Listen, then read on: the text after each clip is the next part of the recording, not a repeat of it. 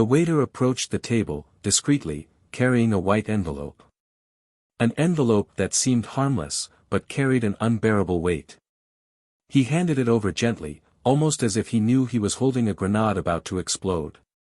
On the other side, she was smiling, adjusting her napkin on her lap, still with the expression of someone who expected nothing more than a peaceful, perhaps even romantic, evening. But that envelope was going to change everything. She looked at the waiter, intrigued, and then at the envelope. His hands shook a little as he pulled back the flap and slid his fingers inside, taking out the letter. I didn't know it yet, but that was the end of it all. The party is over. The game is over. Every word on that page was a cold, sharp blade, cutting through any hope she had of mending what was broken. When her eyes met the word divorce at the top, something inside her plummeted. What is this? He murmured, as if he didn't want to believe it. Her voice was no more than a whisper, fragile, clinging to one last thread of denial. She quickly looked around, as if looking for a way out, a way to escape what was coming. From the other side of the restaurant, he watched, sitting at a far table, strategically out of her field of vision. It was like watching a theater scene, a tragedy that he himself wrote. He watched her read every line, and every expression on her face was a bitter victory, the taste of revenge he silently savored. She opened her mouth to speak, but no words came out. He just looked around in despair, trying to understand what had just happened. That wasn't the first time he imagined the moment when everything would end. The betrayal had not been an accidental discovery, it was a scar he carried for months. At first, he felt a deep, burning pain, the kind of pain that consumes every thought and every smile, turning everything into darkness. He thought he would never be able to get that image out of his head, her and another man, whispering secrets, touching each other like lovers. It haunted him, day and night, until one day, he realized there was a way to turn the tide. He wouldn't cry, he wouldn't beg for answers or try to rescue something that was already dead. He planned. Every detail, every movement, until you arrive at that letter, at that restaurant. Her closest friends were there, invited to a celebratory dinner, unaware that there would be nothing to celebrate. When she looked up from the letter, desperately searching for some explanation, their eyes met for a brief moment. She saw him, sitting there, watching her, and she understood. A chill ran down his spine. He had organized everything. The letter, the delivery, the location. She thought about screaming, about running to him and demanding an explanation, but she knew it would be useless. He was no longer the man she had known, the man who loved her unconditionally. He was a stranger, someone who had decided to take revenge in a way she could never have imagined. Her hands began to shake harder as she read each line, slowly absorbing the words that sealed her fate. Divorce was just the beginning. In the letter, he coldly explained how she had been removed from every part of his life. What she didn't know, what he had planned as his final blow, was written there: she would have no right to anything. No pennies, no property. He had removed her from his will, and it had not been done in haste or anger. It was a calculated, cruel decision, made months ago, when he was still trying to understand what had happened, trying to process how someone who claimed to love him could betray him like that.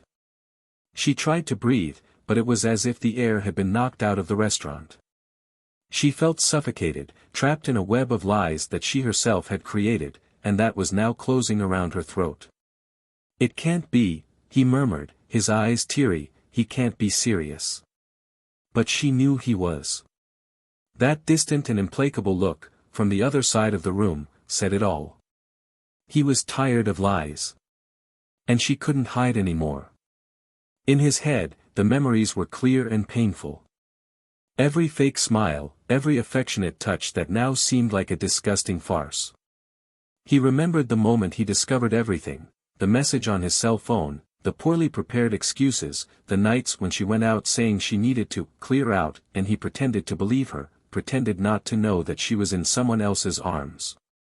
He remembered how his voice broke when he asked her if she loved him, and how she responded with her eyes downcast, unable to look at him. She was lying to him, and he knew it. All the time. The dinner became a spectacle of public humiliation.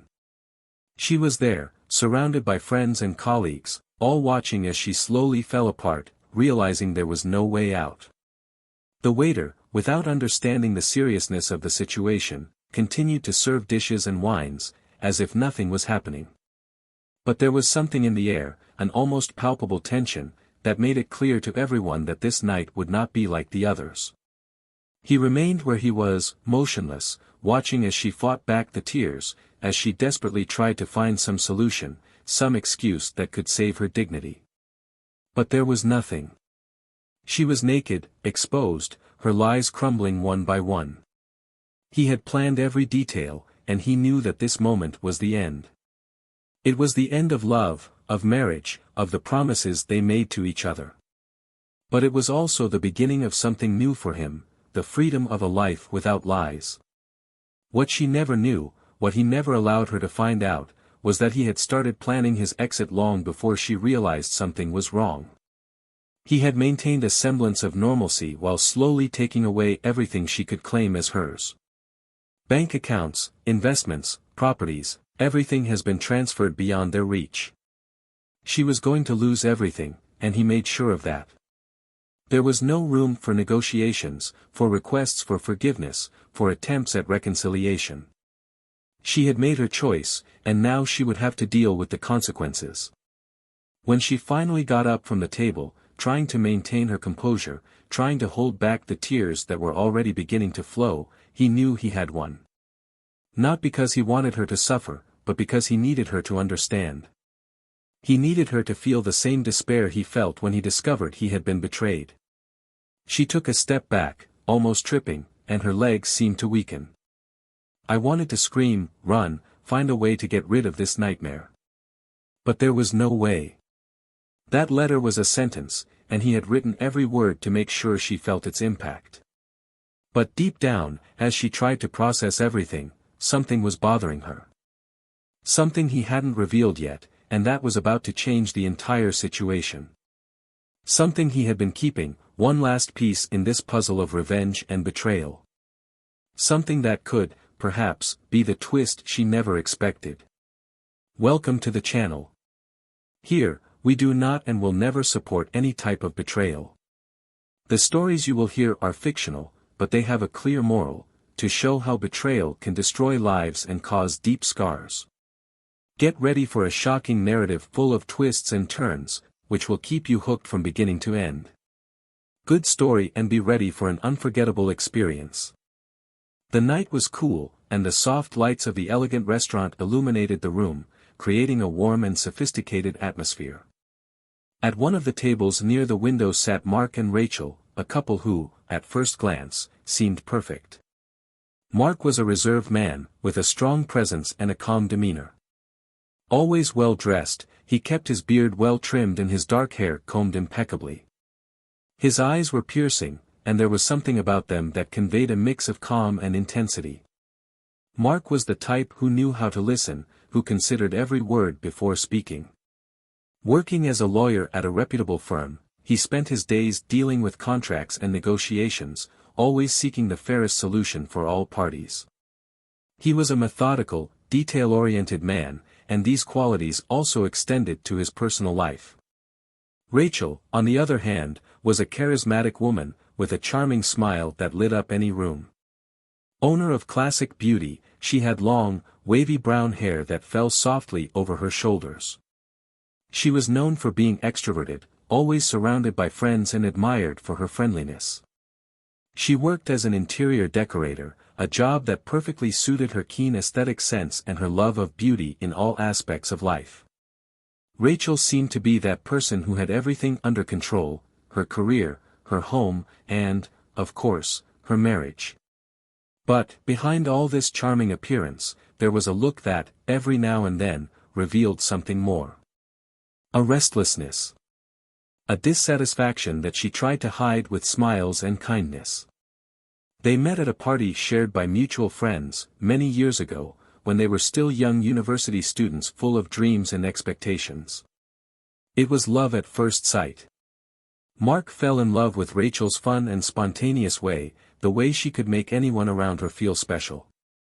She, in turn, admired the stability and security he offered, an anchor amid the chaos her life sometimes became. When they decided to get married, it seemed like the most natural choice in the world. They completed each other in a way that made sense to everyone who knew them. A perfect balance between sober and passionate, stable and unpredictable. The marriage began as an ideal love story. The promises exchanged at the altar seemed to be eternal, and the first years were filled with trips, romantic dinners, and plans for the future. They bought a spacious house, decorated with Rachel's refined style and Mark's practicality. On weekends, they loved cooking together, trying new recipes and enjoying the pleasure of being side by side. But, little by little, time began to change the tone of this story. Mark, with his demanding job, started putting in more hours at the office. It wasn't just the money, he wanted to grow, reach positions that until then were just distant dreams. For him, that meant ensuring a comfortable future for the two of them. Many nights he would come home late, exhausted, and the last thing he could do was sit and talk. It was easy to justify to yourself that all of this was for the good of the couple, even if it meant less time together. Rachel began to feel the loneliness of a marriage that was slowly becoming a predictable routine. She spent her days surrounded by colors, textures and projects that enchanted her, but at night, when she returned home, everything seemed to turn into black and white.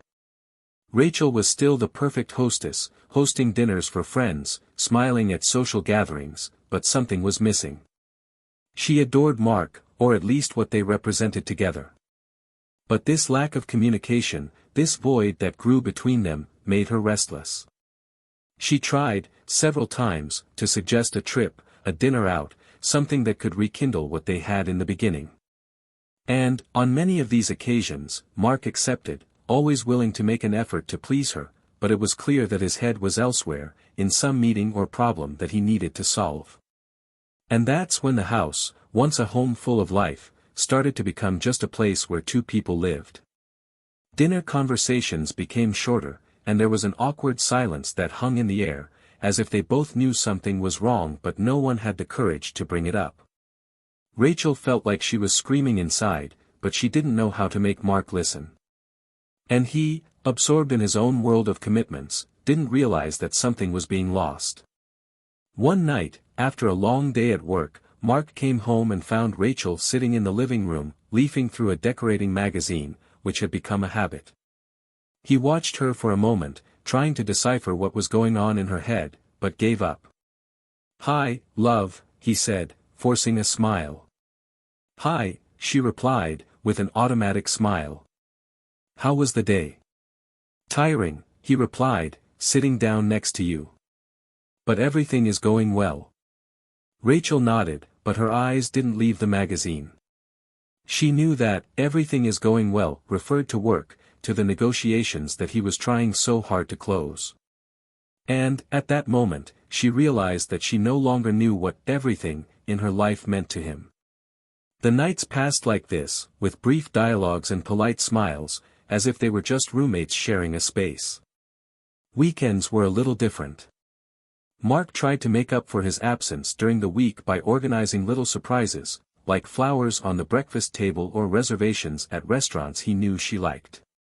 And for a few hours, everything seemed normal. They laughed, talked about banalities, remembered happy moments.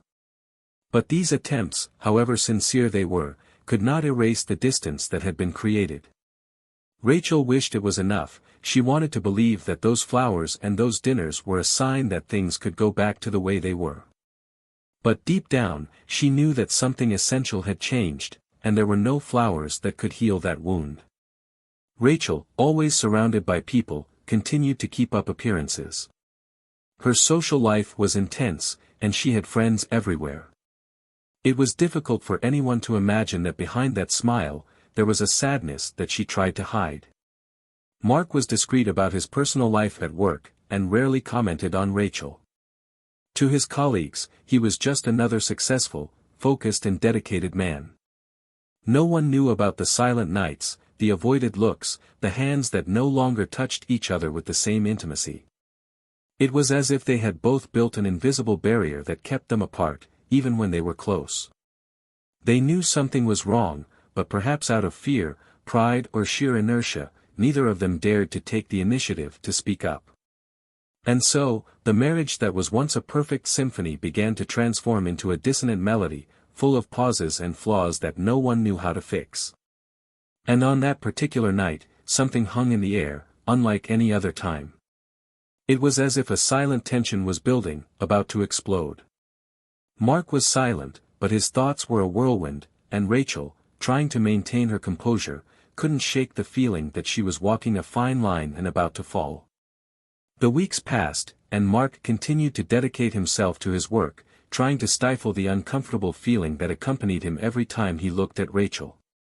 He knew things weren't right, but he couldn't put his finger on what, exactly, was wrong. Maybe it was tiredness, pressure at work, or just the exhausting routine of years of marriage. He tried hard to keep things the way they always were, planning small gestures of affection, but it seemed like the more he tried, the more Rachel moved away, as if she were protecting herself, hiding from him. Rachel also felt the weight of time, but in a different way. Every day it seemed more difficult to maintain the facade of happiness and tranquility. She woke up early, did her daily rituals, and when she left for work, the feeling of suffocation lessened a little. Being away from home meant escaping, for a few hours, that invisible tension that consumed her. But deep down, she knew she couldn't run away forever. Mark's attempts to reconnect only seemed to accentuate the distance between them. What once enchanted her now sounded like a distant echo of something she didn't know if she could recover. One afternoon, Mark left work early. It wasn't common for him, but he needed a break, something that would bring some relief to his busy mind. He thought about stopping by the flower shop and buying a bouquet of lilies, Rachel's favorite flowers. Maybe it was silly, maybe it was a desperate attempt, but he wanted to try one more time. As he drove through the city, he imagined her reaction, hoping that this time, a sincere smile would appear on her face. When she got home, the lights were off, but Rachel's car was parked in the garage. Strangely, she hadn't mentioned any engagements that night, and Mark found it curious that she wasn't in the living room or kitchen, where she usually was at that time. He entered and noticed that the house was too quiet. An unsettling silence that made your heart race. Leaving the flowers on the counter, Mark walked up the stairs, each step echoing in the empty hallway. He opened the bedroom door slowly, expecting to find Rachel reading or perhaps playing on her cell phone. But what he saw made the ground disappear beneath his feet. Rachel was there, but she wasn't alone. The muffled laughter he heard, the whispers that tried to be discreet, and the shock of seeing another male figure next to her in bed turned Mark's apparent calm into a violent storm of emotions. She froze when she saw him at the door. His face became a mask of panic, eyes wide, as if he was facing a nightmare he hoped he would never have to face. The man next to her, just as surprised, tried to compose himself quickly, but it was too late. Mark didn't need any further explanation, everything was there, clear as day. The betrayal, the deceit, every lie he tried not to see unfolded before him like a grotesque painting. He wanted to scream, he wanted to punch the wall, he wanted it not to be real. He felt a pulsing anger that burned in his chest, but also a deep sadness, an emptiness that sucked him in, as if he were slowly drowning. Mark wasn't a confrontational man, he never was. Maybe that's why he just stood there, staring at Rachel and the stranger beside him. The silence that followed was suffocating, heavy, broken only by the sound of Rachel whispering, almost pleading, "Mark, please let me explain," but there was no explanation that could change what he had seen. Mark didn't move. He just looked at her, and in his eyes, there was something Rachel had never seen before. It wasn't anger, nor contempt. It was a frightening coldness, a resignation that she didn't know how to deal with. And then, without saying a word, he turned on his heel and left the room, heading slowly down the stairs, each step heavier than the last. Rachel wanted to go after him, she wanted to try to explain, justify herself in some way, but her legs wouldn't obey. She felt paralyzed, trapped in a nightmare she couldn't wake up from. The man, who until then had been her escape valve, now seemed like just a stranger who needed to get out of there as quickly as possible. She asked him to go, to leave without making any noise. It was no longer time to look for excuses or explanations for what had happened. Reality had arrived, cold and unforgiving, and she knew there was no going back. Mark, in turn, left the house without a destination. The cold night wind hit his face as he walked through the dark streets, trying to understand what had just happened. Every thought was a torment, a wave of pain and anger that he didn't know how to control.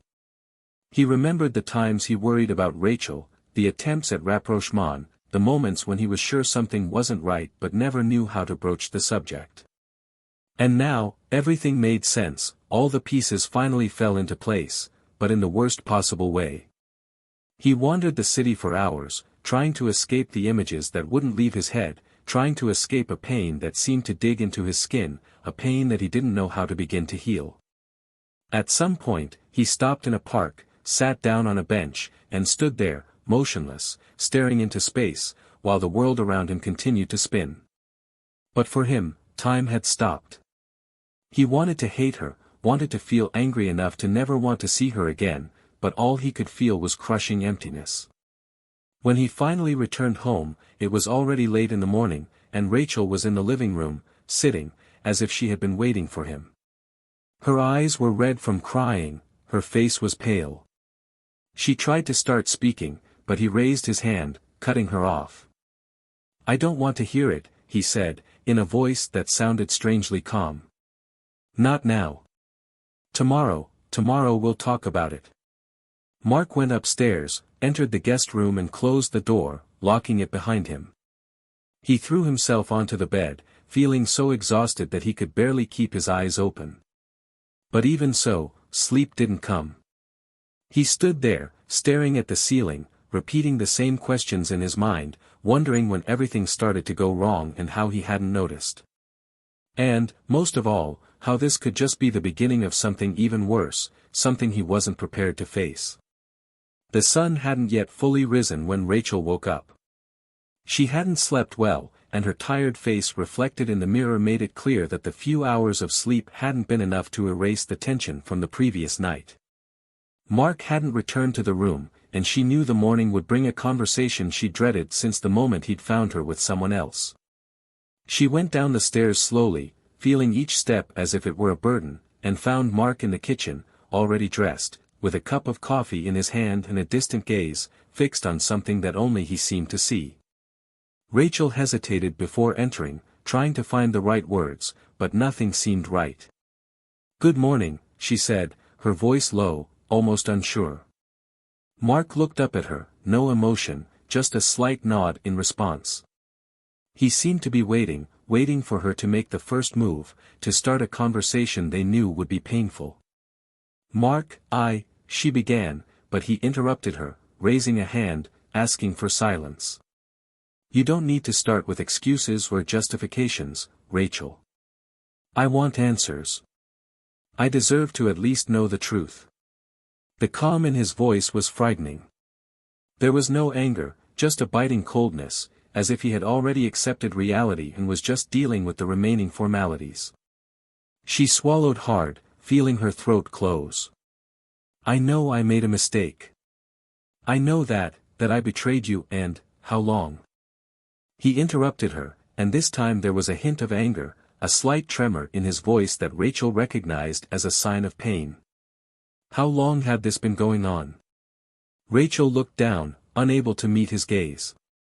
"A few months," she murmured, her voice barely audible.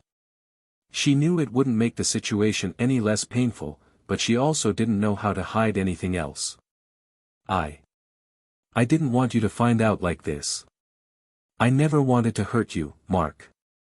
Mark let out a bitter, humorless laugh. "You never wanted to hurt me?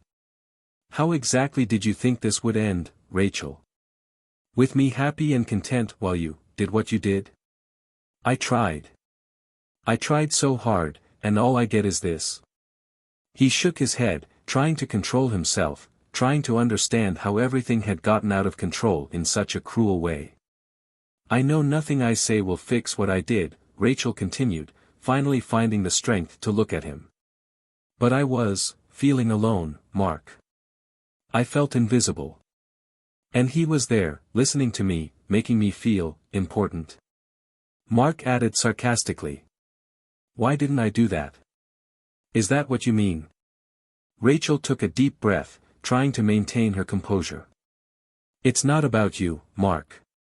It's about me. I wasn't happy, and I know that doesn't justify anything, but that's why it happened.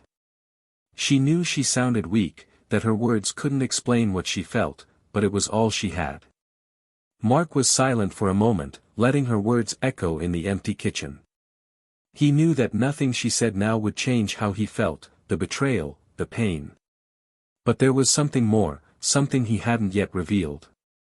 He took a deep breath and took a sip of coffee, letting the bitterness calm his mind for a moment. And you think that justification is enough to get out of this intact? He asked, and his voice sounded cold, calculated.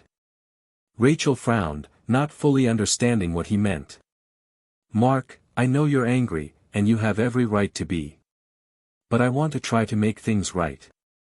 If there is still any chance. He interrupted her, and this time, his voice grew louder, the frustration finally boiling over. No chance, Rachel. There is nothing to save. You destroyed everything. You ruined it, and I let you believe you were in control, that you could do whatever you wanted and get away with it. He placed the coffee cup on the counter and moved closer to her, until their faces were mere inches apart. But you won't come out of this unscathed, I guarantee that. Rachel backed away a little, her heart racing. What do you mean?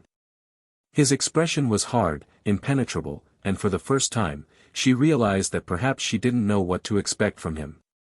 Mark, please, I know you're hurt, but I cut you out of the will, he said, suddenly, bluntly, the words cutting through the air like a sharp blade. No right to anything. Not the house, not the joint accounts, nothing. I started the process months ago when I realized something was wrong. I just waited for the right moment to tell you. The revelation made Rachel's blood run cold. She blinked, confused, trying to absorb what he had just said. You, what? You heard, he continued, showing no emotion. While you were dating him, while you thought you were so smart, I was taking care of everything. Making sure that when the time came, you had no way of taking me down. And that moment has arrived. Rachel felt her legs weaken. It was as if the ground was crumbling beneath her feet, and she didn't know where to hold on. You can't do that.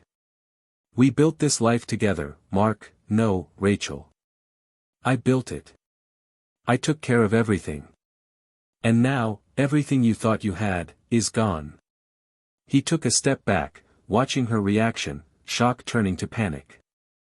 I let you wallow in your own lie, and now you're alone.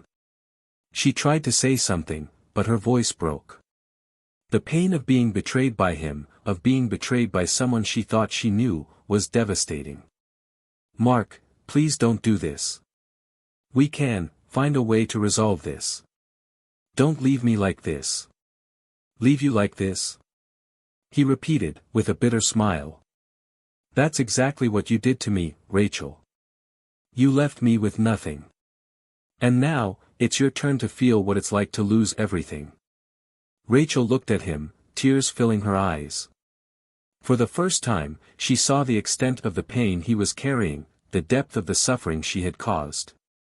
And for the first time, she understood that he wasn't just hurt, he was destroyed.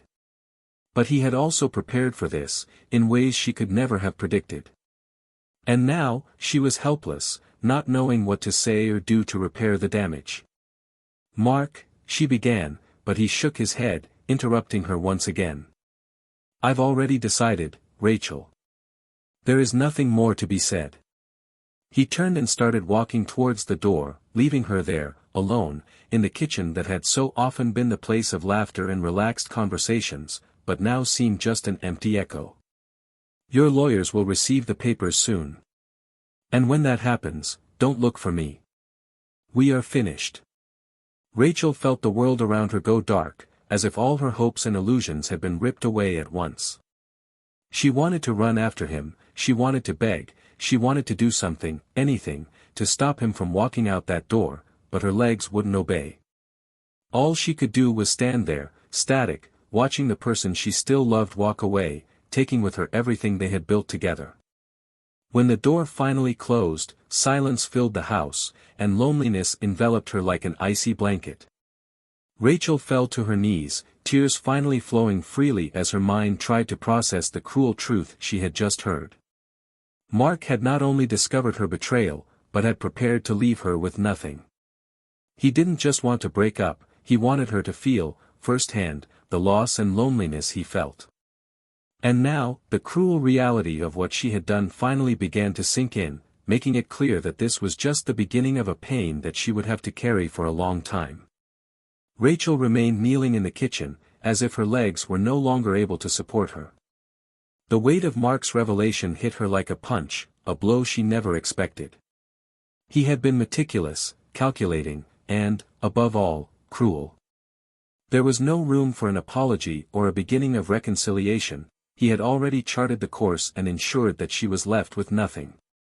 She thought about the last few weeks, about the nights he spent away, how silent he was when he came home. That silence that, for her, seemed like an insurmountable wall, now made perfect sense. He was planning the perfect revenge. Mark, in turn, left the house and drove for a long time, without a clear destination. He had told himself he was ready, that this was the only way to move forward. But as the car sped along the empty roads, something inside him twitched. It wasn't regret. It was the pain of realizing that revenge hadn't brought him the relief he'd been hoping for. He didn't feel the satisfaction he thought he would. On the contrary, there was a void that seemed even bigger. He parked somewhere and sat there, watching the people passing by, trying to imagine what his life would be like from then on. Everything he had planned, all the energy he had spent on making Rachel pay for what she did, didn't seem to have given the result he wanted. He was free, yes, but still a prisoner of a pain that consumed him. Mark couldn't escape the feeling that something had been lost forever, something that not even his best crafted revenge could repair. Meanwhile, Rachel finally got up. She forced herself to walk over to the couch and sit down, trying to process what had happened. It was as if the world around him had lost all color. She wanted to hate him for being so cruel, for planning every detail of her destruction. But deep down, I knew he had every right. She couldn't lie to herself anymore. Her choices had led her to that moment. And now, she was completely alone. Rachel found herself faced with a moral dilemma she never thought she would face. She wanted to fight the divorce, try to claim her share of everything they had built together. After all, it was fair, wasn't it? But the more she thought, the more she realized that this wouldn't solve anything. Going to court, challenging Mark's decisions, prolonging the dispute, all of this would only reinforce the cycle of hurt and bitterness. She was devastated, but she knew that trying to tear it apart would only make her more trapped in what she was now trying to overcome. She spent the next few days locked in the house, without speaking to anyone. I didn't have the courage to face friends, to explain what had happened. She didn't know how to say that her marriage, the one everyone believed to be perfect, had turned into a silent battlefield, where the weapons were secrets and manipulations. She thought about Mark all the time, wondering where he was, if he was okay, if he had really found any relief in the decision he made. And it was this uncertainty that tortured her. On the other side, Mark was still struggling with his own feelings. He had temporarily moved into a small apartment that he rented in a hurry. The empty white walls seemed to amplify the emptiness within him. For the first few days, he felt relieved to be away, but he soon realized that the distance wasn't enough to erase what he felt. He found himself looking at his phone several times, almost waiting for a message from her, a word that would break the silence that now existed between them. But the message never came. Rachel was also looking at her phone, her fingers hesitant, as if she knew that every attempt to speak to him would be futile. He had been clear, definitive, and that left her powerless to try. There were no more smiles to hide the pain, there were no more excuses to hide reality. She needed to face what she had done, and what it had cost them both. One day, Mark received a call from his lawyer, confirming that all procedures were underway, and that Rachel would be officially notified soon about the division of assets and the closure of joint accounts. The lawyer seemed almost satisfied, as if this was just another well-resolved case for him. But for Mark, it was confirmation of the end of an important part of his life. He hung up the phone and found himself immersed in a dilemma he hadn't expected. He wanted justice, and he felt he got it. But now, with everything moving towards the definitive closure of what was once the most important relationship of his life, he was no longer sure if he had done the right thing. Mark knew it was hard to think like that, because forgiving felt like weakness, and he refused to be weak. But revenge had a bitter taste that wouldn't leave his mouth. Meanwhile, Rachel, emotionally exhausted, began to pack her things. She knew that sooner or later she would have to leave the house, and the thought of leaving terrified her. It was like abandoning a piece of your life that you still held on to, even though you knew it was already lost. She found old photos, notes they had exchanged early in their relationship, memories that now seemed like fragments of a distant dream. And she cried, without shame, because there, alone, she no longer needed to pretend that everything was okay. But something inside her began to change. Rachel knew she couldn't move forward if she continued to hold on to the past, if she continued to live in the shadow of her own lies and regrets. She needed to accept that her actions had consequences, and that, no matter how much it hurt, the only way to truly move forward was to own what she did and accept what she lost. It was then that she made a decision. She wouldn't fight Mark. She wouldn't challenge the decisions he made, even though she knew it would mean losing everything. She needed to let him follow his own path, without strings attached, without resentment. And perhaps she too could find a way to rebuild herself, to forgive herself. Because deep down, she knew that as long as she kept trying to hold on to him, they would both be stuck with what had happened. Rachel wrote a letter to Mark, and it was the hardest thing she had ever done in her entire life. Every word was a confession, an apology, an acknowledgement of everything she had destroyed. But it was also a goodbye, an acceptance that they needed to move away to find some kind of peace. She wrote with sincerity, with pain, but also with the hope that, somehow, her words could bring a less bitter end to it all. When Mark received the letter, he was silent for a long time before opening it. He read each line slowly, feeling the pain and sincerity in Rachel's words. And for the first time, he didn't know what to do. It was as if, upon reading the letter, he could finally see what was underneath all that anger, all that desire for revenge. She was a regretful woman, desperately trying to find a way to move on, just like him. And at that moment, he realized that the ending he had planned for this story might not be what he really wanted. But the decision he made next, he knew, would be crucial. Mark read Rachel's letter more than once. Every word seemed to be written with a weight he had never seen before, a sincerity that disarmed him. He wanted to feel satisfaction, he wanted that feeling of superiority, of having won, to finally take over him. But instead, there was just emptiness. He ran his fingers along the lines, as if he could touch her pain, and for the first time since it all began, he felt compassion. It wasn't the forgiveness she might have wanted, but an acknowledgement that she was also dealing with immense pain, pain he couldn't erase even if he wanted to. Mark spent the rest of the night thinking about the letter, the decisions he made, and what he really wanted. He had orchestrated every detail to ensure that Rachel lost everything, so that she would feel the pain of betrayal with the same intensity that he felt. But now, he wasn't sure if it was worth it. He remembered a time when simply seeing her smile was enough to make him feel complete, and that memory, instead of being comforting, was almost unbearable. What had happened to them? How did they reach this point of mutual devastation? The next morning, Mark did something he hadn't planned on doing. He called Rachel and asked to meet her. When she answered, there was a hesitation in her voice, as if she expected this to be just another painful step in the separation process. But he insisted, saying he needed to see her to resolve the last issues. Rachel accepted, afraid of what that conversation might bring, but at the same time knowing that she needed to face it to move forward. They met in the same cafe where, months earlier, Mark had planned his revenge. Now, however, there was a different atmosphere. Rachel was nervous, her eyes lined with exhaustion, but there was a quiet determination in her posture.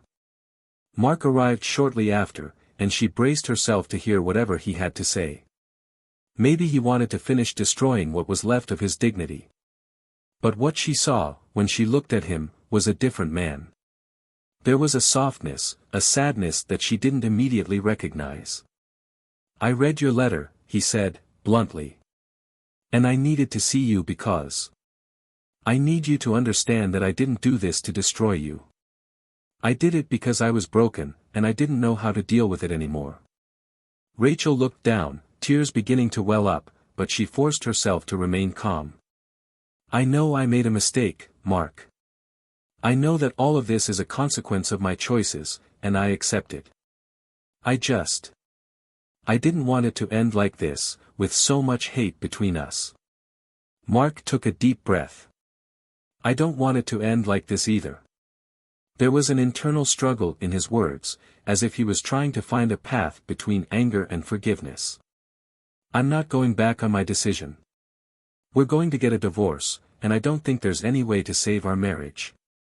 But I also don't want this to be a war." Rachel looked up in surprise. "What are you saying?" "I'm saying I'm going back on the process of taking everything from you," he explained, slowly, as if he were choosing each word carefully. "You're going to get your fair share, the house, whatever it takes for you to start over. Because I realize that, at the end of the day, that's not what's going to make me feel better. Breaking you down isn't going to fix anything." Rachel felt a mixture of relief and guilt. She knew she didn't deserve his generosity, and it only added to the pain of what she had done. "Mark, I don't know what to say." "No need to say anything," he replied. "I just want us to be able to move forward, without this weight. I want to be able to look back and remember something good. And maybe, in a while, we'll be able to do that." They were silent for a moment, and it was a silence unlike any they had shared recently. It was not filled with resentment, but with painful acceptance. They knew they would never be the same again, that the wound was still open, but they also understood that it was possible to heal. Maybe not together, but in a way that allowed them both to start again. That night, Rachel came home and felt something she hadn't felt in a long time: hope. Not because there was a chance of reconciliation, but because Mark had given him an opportunity to start over, a chance to redeem himself and learn from his mistakes. She knew she would have to rebuild her life practically from scratch, but for the first time, she didn't feel the crushing weight of defeat. It was a chance to be honest with herself, to stop pretending that everything was fine when it wasn't. Mark, on the other hand, returned to his temporary apartment, still feeling empty, but with a lightness he hadn't expected. He had spent months planning the perfect revenge, thinking it would bring some kind of satisfaction. But now, I understood that true liberation came from the act of letting go, It wasn't about forgetting, because he knew he would never forget, but rather about not letting the pain define him forever. He was ready to move on, and he knew that by giving Rachel the chance to do the same, he was finally giving himself the freedom he so desperately wanted. Divorce papers were signed a few weeks later, and the separation continued amicably. Rachel kept the house and obtained a financial agreement that allowed her to restart her career, focusing on smaller projects that brought her satisfaction. Mark continued his work at the firm, but dedicated more time to himself, exploring new hobbies and rediscovering things he had put aside for so long. They no longer spoke to each other after the divorce, each going their own way. But there was a silent peace that now existed between them, something that only time and difficult choices could provide. Mark and Rachel's story didn't have a happy ending in the traditional sense. There was no reconciliation, no promises of a new beginning together. But there was, yes, a satisfying ending. A recognition that sometimes the only way to move forward is to accept that certain things must end. And this acceptance brought something they both didn't expect, a sense of relief, that life can, in fact, begin again, even after the worst kind of betrayal. So, what did you think of this story? Comment below your opinion and share your thoughts. Don't forget to subscribe to the channel for more impactful and exciting stories like this. Here, we will always explore the real and devastating consequences of betrayal, because we believe the truth must be told. Betrayal destroys lives. And that is exactly why we do not support, in any way, any type of infidelity. Until the next story, and thanks for following us.